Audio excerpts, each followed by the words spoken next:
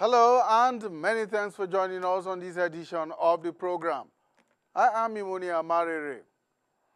In the ever-evolving landscape of Nigerian politics, the concept of a shadow government may seem both novel and contentious. Rooted in parliamentary traditions, shadow cabinets are typically composed by opposition parties to mirror the official government and offer alternative policies.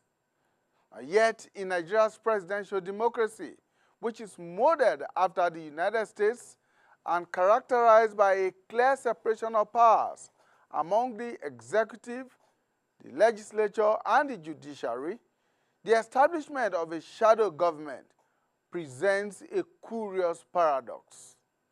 Still, some say the idea is not without merit. In a polity where executive dominance often overshadows legislative oversight and where democratic accountability can be shallow or uneven, the deliberate formation of a shadow government by opposition actors or technocrats, coalitions could reinvigorate public discourse and deepen democratic practice. Such a body, though lacking constitutional recognition, could serve as a vital counterbalance, monitoring the performance of the official government, proposing alternatives, and mobilizing civic engagement. Now, while a shadow government is inconsistent with the structural logic of a presidential system, which does not provide for an official role for opposition governance outside the legislature, proponents say it could become a powerful informal mechanism. It would operate in the realm of political innovation rather than legal orthodoxy, enhancing transparency and responsiveness in an era when democratic institutions in Nigeria are under increasing pressure. This is what sets the stage for a deeper inquiry into the feasibility, the function, and implications of shadow government in Nigeria. Is it an experiment in political accountability, not within the letter and spirit of the law, but in its democratic spirit? Or is it an exercise in political grandstanding by those floating it? Can opposition forces not prefer alternative policy positions to those of government without necessarily setting up a formal shadow structure? Now, what is the practice in other presidential democratic climes? These are questions we'll be finding answers to. Now, a second issue that will engage our attention is the pending bill in the House of Representatives, which seeks to make voting compulsory and mandatory for Nigerians and punish eligible voters who do not vote with up to 6 months in prison. How is this proposed law likely to enhance voter participation and improve election integrity? These are the issues we'll be focusing on the program today. And we shall get to meet our guest analysts right after this time out. Stay with us. Of our dream, the Nigeria we need is the united, indissoluble, and cohesive Nigeria, which guarantees equity, fairness, justice, and prosperity for its citizens. That is our focus on people, politics, and power. It is fresh, insightful, impactful. It's a must-watch. People, politics, and power on AIT. All right, let's get to meet our guest analysts who are already with us. Right here in the studio, we have Professor Jideofor Adibe. Professor Adibe is a professor of political science at the Nasarawa State University in Kefi. Thank you so much, Prof, for finding time to join us on a Monday afternoon. Thank you very much. Right. We're also joined virtually from Lagos by Professor Sylvester Odion Ahaine. He is also a professor of political science from the Lagos State University in Ojo in Lagos State. He will be joining us very shortly. Right, so we also expect to join us Mr. Felix Morka, who is the National Publicity Secretary of the ruling All Progressives Congress, APC. He should be joining us any moment now. But Prof. Adibe, let's begin from here. Now, let's begin with the basics. Talking about shadow government. What exactly do we mean, especially in a presidential system? We hear and know of shadow government in a parliamentary system such as is practiced in the United Kingdom. But in the presidential system, it may sound very novel. So what exactly is a shadow government? Well, thank you very much. There are several senses in which you can use the term shadow government. As a parliamentary contrivance or a tool in parliamentary systems of government, it means setting up, usually by the opposition party, the second largest political party, sets up a cabinet to mimic and monitor the government. So it's a parliamentary tool in that sense, but it's also used in a very pejorative sense to indicate, for example, that a government is beholden to other entities that were not elected. Remember, in our days, we used to talk about Kaduna Mafia. You know, so in such pejorative sense, you can also talk about, a shadow government. But essentially, this is so much noise, much ado about nothing. When you say a shadow government, there are two key things you have to bear in mind. Who is trying to set it up? What troops does the person or the group have to constitute a threat? So it boils down to what is really a government. It's a set of people who enforce laws over a given territories. Does Professor Patu Tomi, is he in a position to enforce any set of laws? The answer is no. And when people make an argument, as you say, that it is not recognized by our Constitution, if the Constitution does not outlaw anything, it means it's feasible. The Constitution does not say you cannot set up anything. And in any case, the whole idea of shadow government, remove the name, is not different from what NGOs are doing. Budget, you know, the NGO, they essentially, follows governmental policies and critiques governmental policies. Erufai, Nasri Erufai at a point was doing an analysis of budgets of state governments before when he was writing a column for this day. That was what he was writing on. In other words, he was marking state governments or the commissioners of finance in that sense. So I think that the DSS was the one actually that tries to glamorize the whole thing. It's the DSS, by trying to take Tomi to court, oxygenates the whole conversation and blows it out of proportion.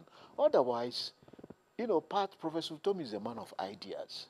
And since, so to say, he doesn't have troops in the Nigerian sense, this is something that eventually will fizzle out. And there's no threat. There's no territory. There's no secessionist movement that is trying to say, look, I'm going to set up a shadow government. It is only in that sense, if there is a secessionist movement, or say, I'm going to set up a government in exile, and it becomes a problem.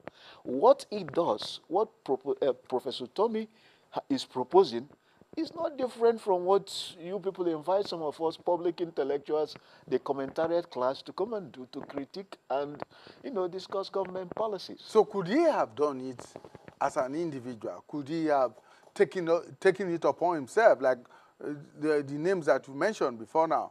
Like for instance, the late sage, Chief Obafemi Awolowo, was doing between 1979 and 1980. Yep. When he would sit down and critique policies of government and prefer alternatives to it. Could he have done it that way without necessarily having to set up a structure? No, he didn't. Hasn't said. He says he's going to. Who are the people appointed?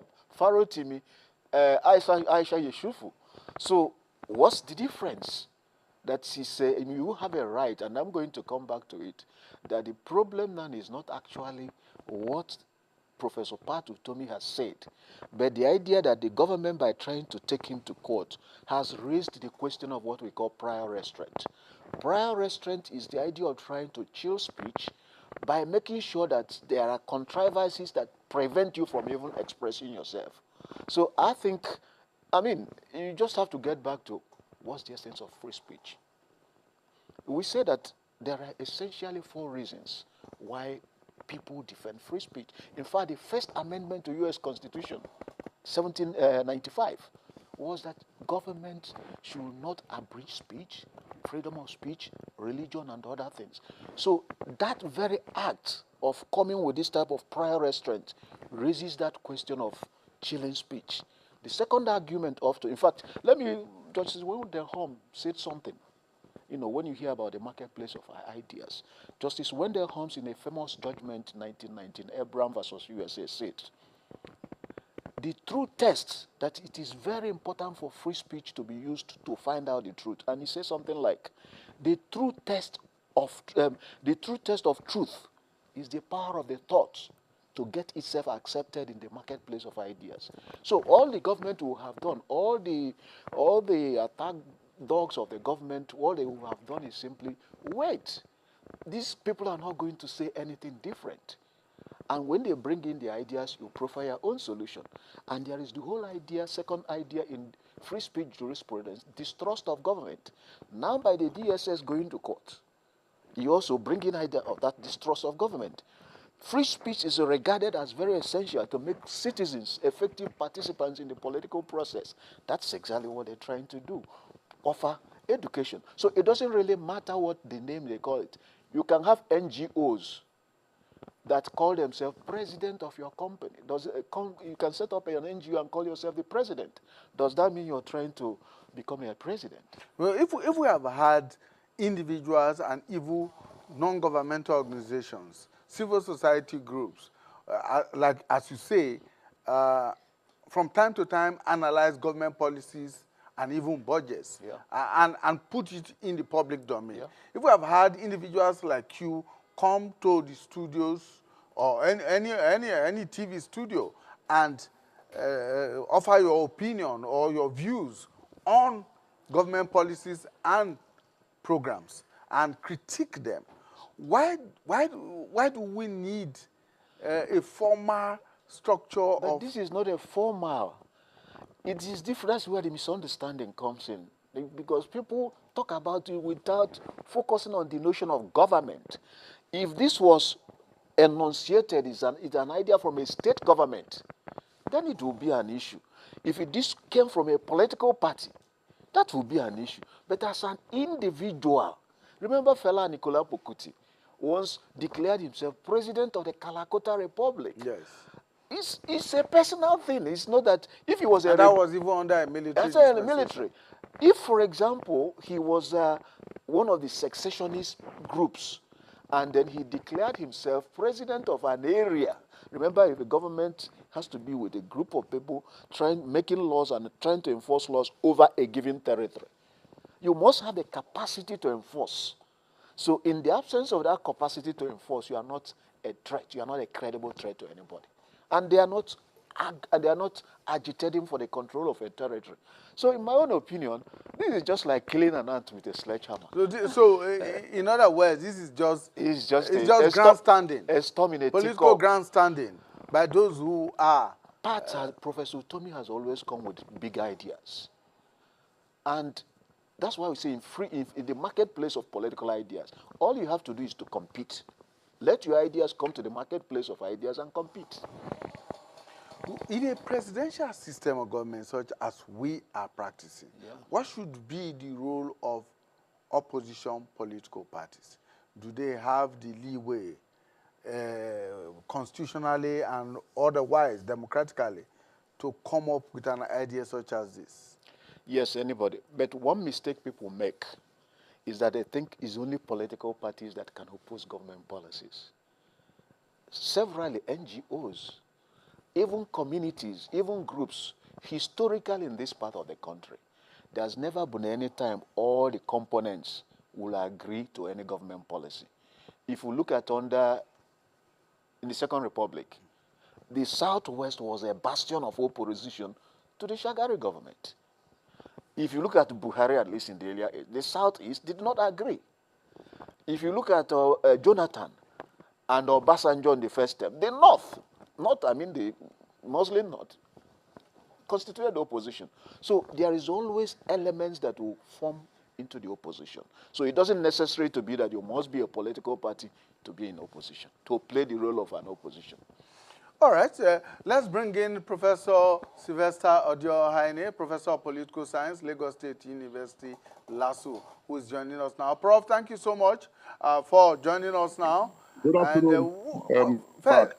Yes. So, first, let me ask you the same question that I put across to Professor Adibe, which is the concept of a shadow government in a presidential system of government. Is it something that is novel and indeed feasible? Well, I think that politics is often defined as the art of possible. And so if a shadow government is being formed under a presidential system, what it tells you is that the opposition space appears to be empty, and so people are trying to fill that space so that the government of the day, pressure can be brought to bear upon the government of the day in terms of its policies and activities. That is basically what it's all about. People are trying to look at it within the context of formalities.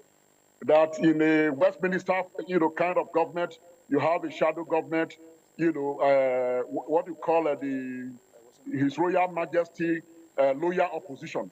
But this is a presidential system of being operated in a post-colony where, the rule of law is not respected.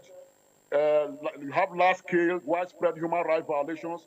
So when the opposition is not active, other elements within the society, social forces can fill that space by whichever method they deem fit to make the government of the day understand that they must listen, to the views and aspirations of our people.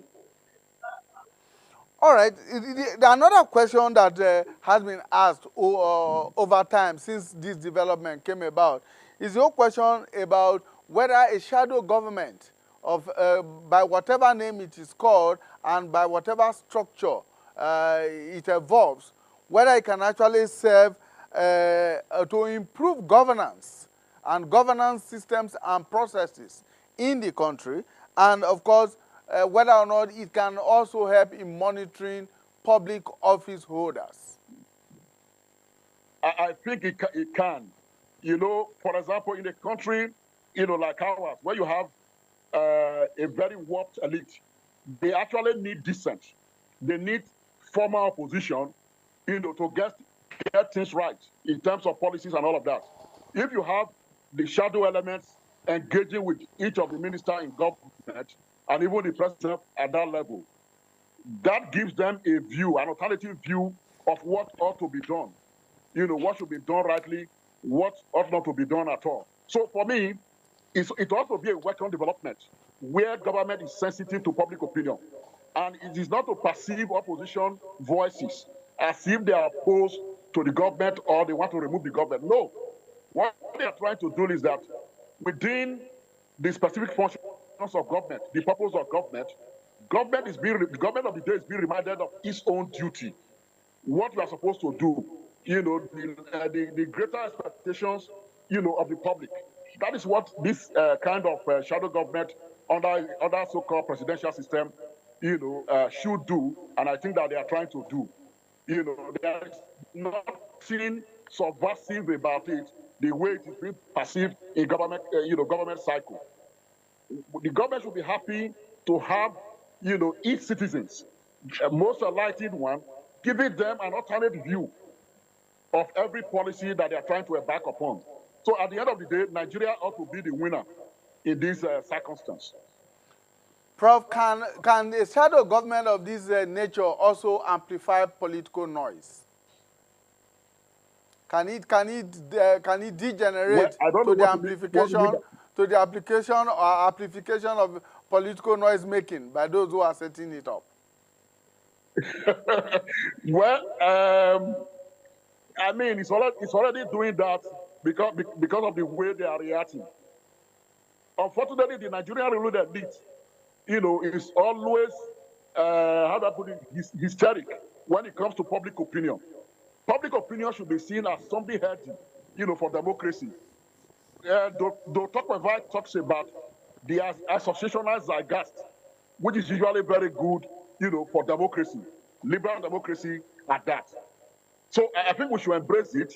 Whether those in government who are sycophantic want to look at it from a different point of view, it doesn't matter. And I think that the public space is a marketplace of ideas. And so let the Patutomi and his gang, begin to pump those ideas that can help improve governance in Nigeria into the public space. And that is all. If government have a better alternative, they should also sell it, to the larger, body politic. Put differently, Professor Adibe, can the formation of a shadow government, a structure of this way, can it avoid becoming a platform for political propaganda? Well, democracy by definition is a noisy enterprise. And I still get back to the basic, which is that it's a very personal contrivance, which is Professor Tomi has talked about his own shadow government. Tomorrow it might be you. You can decide to set up a shadow, whatever name you want to call it. The difference now is that people are attaching the word government to it without knowing that it is an oxymoron. It doesn't make sense. Because for you to be a government, there must be a territory over which you are ruling. So which territory? There must be some capacity to enforce some rules. Which capacity do you have? So it's simply an individual initiative in which other political parties, maybe what they meant by government is that, like in parliamentary system, you are at the cabinet level, you get somebody who is responsible for finance, each minister will have a shadow, somebody to shadow it and critique. Otherwise, what we do now is that we do a kind of omnibus critique of government policies. Whatever they bring up, you have people who come around to critique or analyze the policies. So I don't think democracy is a noisy enterprise, and government should have actually done better, instead of showing hysteria, especially DSS. It's the way it's gone to court delegitimizes itself in the eyes of the Nigerian public. It's not the kind of thing it should concern itself about. Could it be because of what you have just said now, the fact that those floating these call it a shadow government? That's what I'm saying. But then there is one thing when you want to assess threat. Before you want to assess whether a threat is credible, you have to look at the source of the threat. Now, if a state governor or a rebel group controlling one or two areas makes such a proclamation, then it constitutes a threat. But for someone like Professor Tomi, an academic, who has not even, you cannot say, people can question, where is your troop? How many followers do you have? And can you sustain it? Do you have the resources to do that?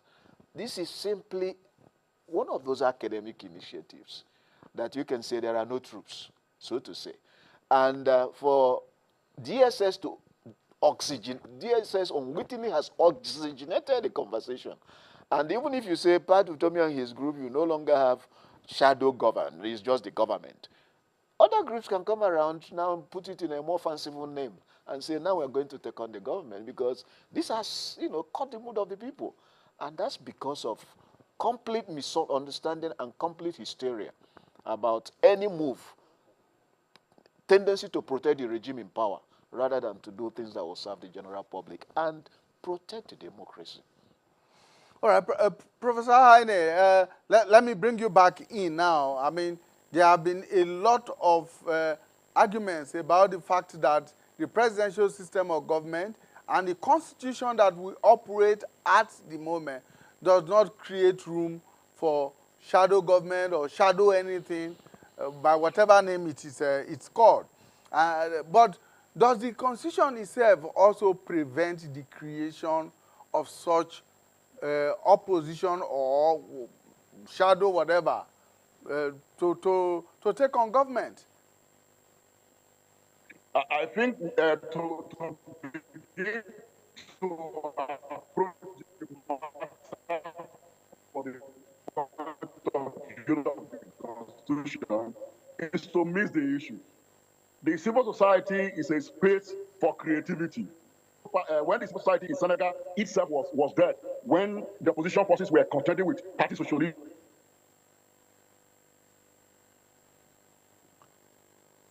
Prof, we appear to be having some problems with the network. We hope that we are able to reconnect. But let me shift that to Prof here. Whether or not the Constitution completely forbids the creation of such If the Constitution, platforms. if the Constitution has forbidden such, if the Constitution is silent on that, which appears to be the case, it doesn't mean it's outlawed. Because Constitution says freedom of speech, freedom of expression, freedom of movement. So now at what point has this expression of freedom constitute a threat to the government? That's the question. It's not for me. I am more concerned about this thing I mentioned, prior restraint. That once you allow this prior restraint, that even before you speak, because you know you can use threat of defamation action and all this kind of going to court to chill speech and make sure that people don't come up with things like that. We call it prior restraint, and it's actually very dangerous, and it will remind man, remember that the German Lutheran pastor, the reverend who wrote that confessional. First they came for the communists. I didn't do anything because I wasn't a communist. Then they came to the socialists. I didn't say anything because I wasn't a socialist. They came for the trade unions. I didn't say anything because I wasn't a trade unionist. They came for the Jews. He didn't say anything because he wasn't a Jew. And when they came to him, there was nobody to speak for him. So it can start by this type of, we don't want what now they call a shadow government, which means really nothing.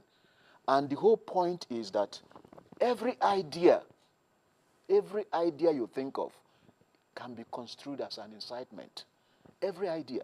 And I go back to that Wendell Holmes, another judgment he gave in 1925, Gitlow versus New York. He said, every idea you thought it can think of can be construed as an incitement.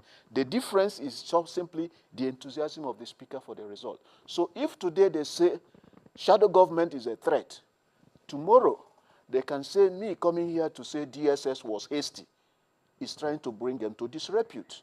And all the other people that are activists and government apparatchiks that are defending and calling people names, one day it might turn out that what they said, they will become victims of the same, and there will be nobody to defend them. Well, the flip side of that, Prof, is how the public can also hold a shadow government structure accountable. Well, I will come to that. I'm informed now that we have been joined by Mr. Felix Morka, who is the National Publicity Secretary of the All Progressives Congress, APC. Thank you so much, Mr. Morka, for joining us. Straight away, what would be the attitude, or is the attitude of the government of the day to the idea of a shadow government being put in place? Thank you very much for having me. Now, I think I would like to begin by distinguishing two competing understandings of the discussion we're having today about the shadow government. One is the form of the declaration by Professor Patutomi, and the other is maybe the substance of what he meant to offer as content, within.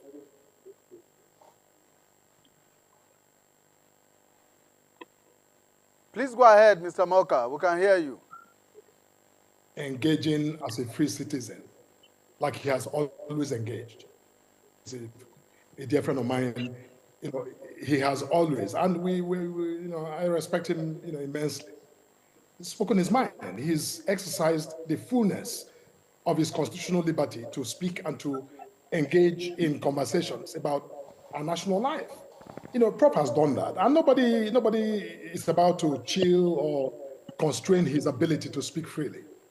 But I think that he had, gotten the attention of those in authority is the form that he chose to, to make this declaration.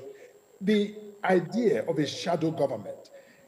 Now, look, you clarified that when you started the show. You made the point that in some jurisdictions, in the parliamentary system of government, that yes, the shadow government is a recognized legal construct. It's a vehicle for the opposition to mirror government and to critique government, offer their own ideas. Now, that facility is not a feature of the presidential system of government. So when anyone announces a shadow government and proceeds to constitute that shadow government, that is bound to get the attention of those, in government. And look, it doesn't matter that it's APC today. If this were another party that was, in power, look, I think that the same initial reaction will follow. However, I think that we must be clear that I did issue a statement on behalf of my party when this issue began, and I was very clear. No one suggests that Utomi should be in any way, restrained from expressing himself. No one does that. But but he chose a nomenclature that has, I think, gotten the attention of people, and that's why we're having this conversation. If Utomi has simply put together a team to say, look, this is a team, call it a mega, a big tent, team, policy team, to critique government and offer alternative ideas, I bet we're going to be having this conversation on your show. But I think he chose that form, and I think that's why this is in conversation. So for you, is this idea a constructive one, or just a nuisance, political nuisance, as it were? Look, in form, I think it was ill-advised. In form, declaring a shadow government in a presidential system is ill-advised. It was ill-advised. To me, it remains ill-advised. That is different from the conduct of oppositional or even intellectual, engagement, critiquing government policy and, offering alternative ideas. That is welcome any day. I mean, no one, at least that I know, will reasonably suggest that Utomi and those with him who continue to engage anyways, even as we speak, many of those who were announced as part of the shadow government continue to express themselves and to, critique government, freely, and they've done so freely, and no one is interfering with their liberty.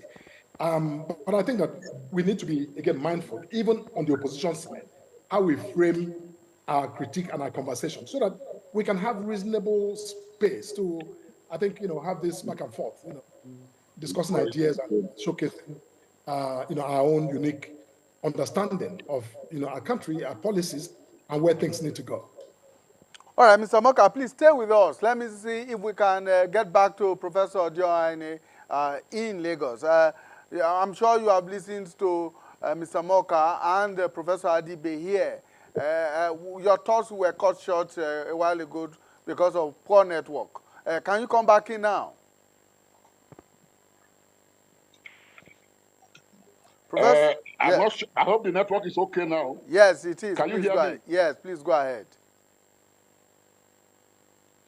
Okay, I was saying that we cannot analyze the shadow government thing within official, what they call street formalities. That it is, appropriate in a parliamentary system.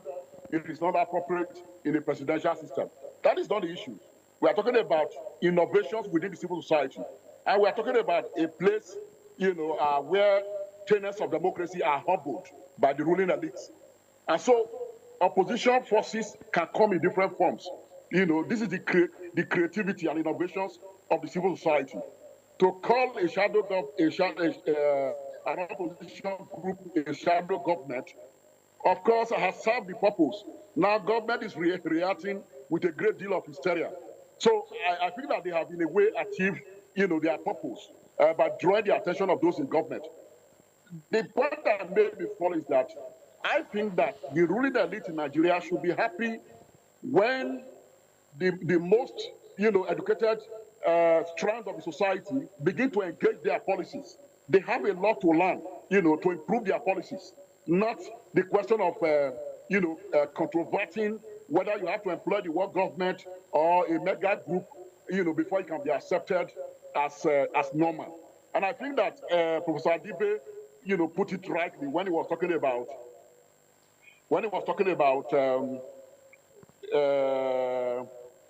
I've forgotten that was the point he was trying to make about the response, of the government in terms of how they react to opposition forces. Yeah, the threat assessment, that is what I was trying to look for. The threat assessment. Part of Tommy is not planning to overthrow the government. It's not planning to take over the government.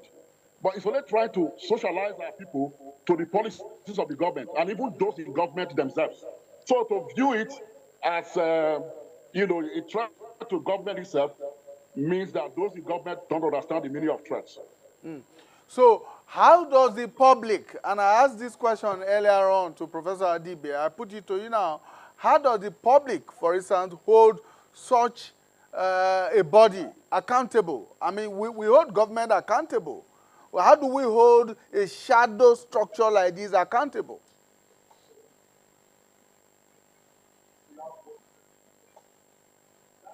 Professor Againe. Yes. When you talk about accountability, I think that the shadow government, set up is in the public domain. So they are accountable to the Nigerian people, not, to the government of the day. In the sense that people are there to scrutinize what they say, what they do, and the rest of them. Nigerians are not stupid. They profile the activities of every organization, and they profile even the leadership of those organizations in terms of integrity, in terms of consistency, and all of that. So if at the end of the day they are not living up to expectations of the public, that for me should scrutinize them, then of course they will lose the followership. They will lose the acceptability. And that is the way it happens. And so when they talk, nobody take them serious at the end of the day. All right, let me bring back Mr. Moka. This time, Mr. Moka, let me take you to the pending bill at the National Assembly that makes voting mandatory and compulsory, and in fact, proposes to prescribe punishment for eligible voters who do not vote on election day. Many have said that this is anti-democratic. What are your thoughts on this? No, I have my personal views on the matter, but I'm here speaking for my party, and I think it's not a subject that I'd like to comment on because it's, right now in debate and in discussion and review at the National Assembly. I wouldn't want to say anything that may be misconstrued to mean, me declaring a position of the party on the subject. We have representatives who are elected by the people who have the full authority of their constituents to represent, views and take positions on this matter. So I will cede that conversation to them at the National Assembly. All right, Professor Adibe, let's bring you in here now. Is this the best way to engender greater voter participation in elections? I hope you give me 30 seconds to first respond to Moka's position on the form. My problem with that is that, do you know when the APC, when they were in opposition, Rotimi Amechi threatened to set up a government in exile if the election was rigged. Now, Jonathan did not do anything because if Jonathan had acted, that would then qualify to what I called prior restraint, punishing people before the law, the law is broken. So that distinction when he was talking about form, he must bear in mind that at that time it was a political party contesting for power that met that threat. I will form a government in exile. Some people will call such shadow government or secret government.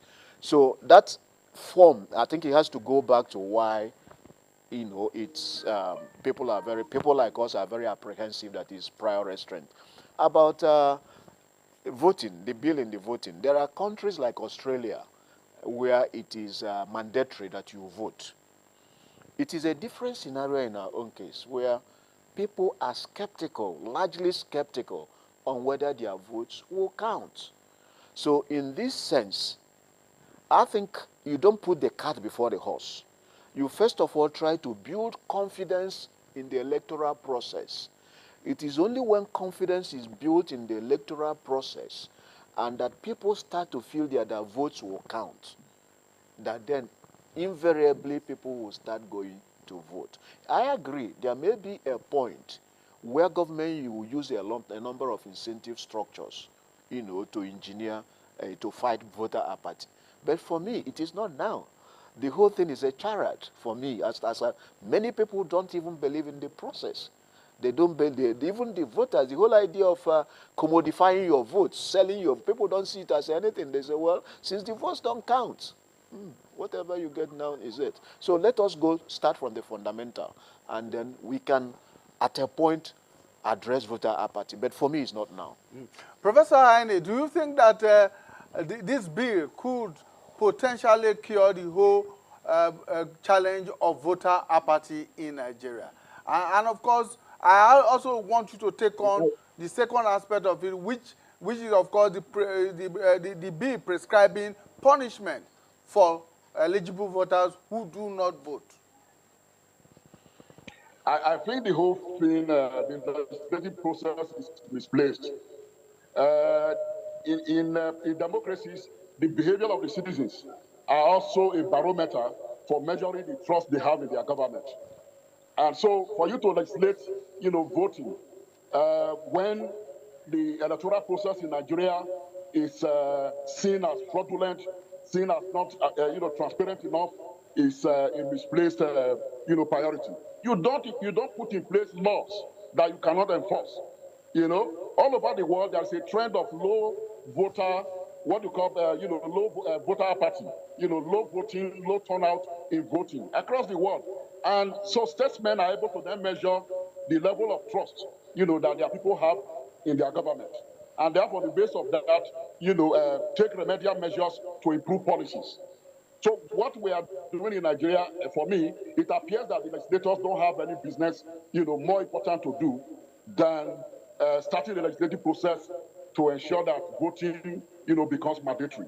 Because withholding your votes, in my opinion, is also a way of resisting government policy, of showing disapproval of policy processes. So for you now to legislate that into a law, I think it's misplaced priority. It will not work, and ordinarily it ought to be dead on arrival. All right, let me bring back Mr. Moka to this discussion. About this time, Yes. I'm taking you on the first issue, which is the whole question of a shadow government. Do you think that this is coming up because the public or the Nigerian people are losing some confidence in governance generally, and that maybe government is not having enough engagement with the public? No, you see, first, before I answer your question specifically, let me piggyback on what your guest said about Amechi and his threat to declare government in exile. Now, just to be clear, that no one in the All Progressives Congress has ever, declared or even attempted to declare a shadow government or a government in exile of any kind. Now, look, in a democracy, people are they're bound to have conversations, like we're having right now. And I think I agree that.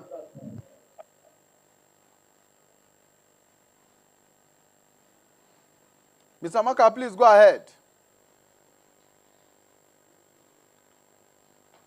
Hello, Mr. Moka, can you hear us? All right, we hope that Mr. Moka is able to rejoin us. But again, I'll put that question to you. Is it a situation of the public or indeed people in the opposition not getting enough engagement with government and government structures? Is that what could be pushing this whole proposition of a shadow government? Well, as I said, I can see I have a different notion of that government. I just felt it was just an initiative by an individual which does not constitute a threat in any way, because several other individuals can come up with their own ideas of shadow government. But I agree with you that there must have been some perception that the opposition political parties are being weakened. And it is also not abnormal that, parties that lose election in societies like ours, where the institutions are very weak, and where you know that a strong man can decide, even that you may not win the election in your extended family. So it is often natural that many of them start gravitating towards the government at the center. We saw it with NPN in Second Republic. We saw it with NPP. So in that case, when the principle of the goat following the man with the palm front takes place, the space for critiquing and keeping the government on its toe becomes weak. It opens up avenue for a number of concerned individuals and or even civil society organizations to try to fill in the gap.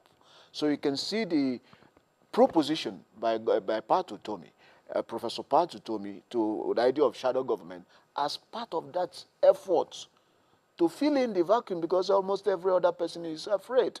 If you are running against a government where the strong man can determine that irrespective of your party, you will not win, you find out that self-survival is pushing many of them to defect.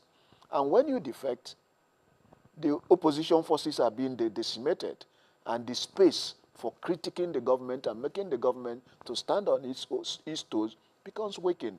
Therefore, can we validly actually hold the government of the day for whatever other political parties and political actors are doing? They are doing it on their own accord. They are moving on their own accord. Yeah. I do not see a situation in this country, unlike many people who think that, oh, we are heading to a one-party state. No. I don't see that happening, and I don't see the government practically and physically restraining people from doing anything and saying anything they want to say. I agree with you. But first of all, it's important to make a distinction. There is a distinction between a one-party state and a one-party dominant state. In a one-party state, the law does not allow you to set up any other party. Okay. Well, Professor Adibe, I'm sorry to interrupt you there, because I understand that Mr. Amoka is back with us. He was making a very valid point before the network disrupted that. Mr. Amoka, please let's get back to you very quickly for you to continue with your thoughts on that. Look, what I was saying earlier before we had that pitch, I was making the point that in a democracy, that there's nothing wrong with members of parliament, like National Assembly, actually putting in debate their own ideas for dealing with what I think we can all agree is a significant challenge, democratic participation in the country, voter apathy. So if a member comes forward with a bill, that suggests some level of, mandating voting, they're doing exactly what they're doing, which is to debate it. And if the majority believe that that's not, going to serve any discernible or, important purpose, then we shoot it down. That is normal. But the debate itself, the discussion itself, I think also helps to raise political consciousness on the part of citizens and the voters that, the society in general, the country, is concerned that their apathy may be creating a problem, a difficulty, I think, for really moving a democracy to that level where, it becomes more robust, more participatory. So I think the debate in the assembly is not misplaced. I think it's good they're having that conversation because Nigerians are also listening and paying attention. Now, regarding the last about, one-party state, look, again, I think you made the point, which is that no one in the government or in the ruling party is in any way, I think, orchestrating, I think, the Nigeria's transition into a one-party state or one-party system. Even a one, as my friend just said, a one-party dominated, country. Nobody is doing that. What is happening is completely, internal to the opposition parties, whether it's the PDP, the Labour Party, and the other parties.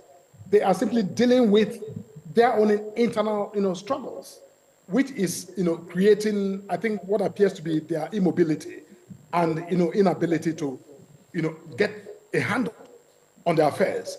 But they turn around and blame it on the ruling party. We are not doing anything to undermine any of these parties. They are undermining themselves by their own incapacities and, failure to govern themselves, reasonably. You can, how can you possibly intervene in Labour Party, in PDP, in NMPP, and create that effect that no one within those parties is able to, create a countermanding system to check the ruling party? That is simply bogus, and people should just, focus on building their own systems and, justifying themselves rather than look for scapegoats to blame for their inefficiencies. Thank you so much, Mr. Moka, but I just need you to take another 30 seconds to give your final thoughts on this, on our discussion so far. Look, our discussion is important. Our democracy is evolving. As we can see, there's nowhere in the world, even in the United States, that is supposed to be the cradle of modern democracy. They are struggling with it as well. So, it's not perfect here, and no one should expect it to be perfect. Our multi-party democracy is thriving. Every era, we learn lessons that we must take as, notes for the future. And I think it's important we learn those lessons. So even the worst case scenario that people are conjuring today, I think we serve, the good of our democracy tomorrow. So, look, let's not, create this mass hysteria as though there's somebody has a knife over our democracy and trying to cut it up. Nobody's doing that. And I think we should, listen to each other more and engage and give some presumption of, quite frankly, of, good intent on the part of everyone, so that our people for whom we all, I think, profess loyalty to, can actually prosper and flourish in our democracy. Thank you so much, Mr. Moka. Mr. Moka is the National Publicity Secretary of the All Progressives Congress. Professor Againe, very quickly, in 20 seconds, sum up your thoughts. Well, I think that we're talking about power. And power, creates countervailing social forces. So the engagement with the pronouncement of autonomy by the government, is expected. And so the reaction from the civil society is also expected. And so that was what makes, democracy beautiful itself. Thank you so much, Professor Sylvester Odion Ahaine, Professor of Political Science at the Lagos State University in Lagos, and Professor Jideofor Adibe. Your thoughts, your final thoughts here, very quickly. Well, my concern about the hysteria over DSS hysteria over Professor Tomi's shadow government is that it raises the danger of prior restraint, that you can use this to chill speech so that people will even be afraid of floating similar ventures that will help our democracy. I'm sure that you didn't mean when you said that the DSS is an attack dog. It is not. No, I didn't say it's an attack dog. Okay. No, I say it's a hysteria because they took them. And the whole idea, there are several ways you can chill speech. Now, that's prior restraint. You make sure that you more or less stop people from, you make it against the law before even they express it. Okay. That's what I say. Thank you so much, Professor Jideofor Adibe, Professor of Political Science at the Nasarawa State University in Kefi. Thank you so much for your time. And, of course, as always, we say that the views expressed by our guests on this program, and indeed on any of our programs, are their personal views and not the views of the corporate entity called Africa Independent Television. Thank you so much for investing your time with us. We'll see you again when we bring you a fresh edition of the program, People, Politics, and Power. Bye for now.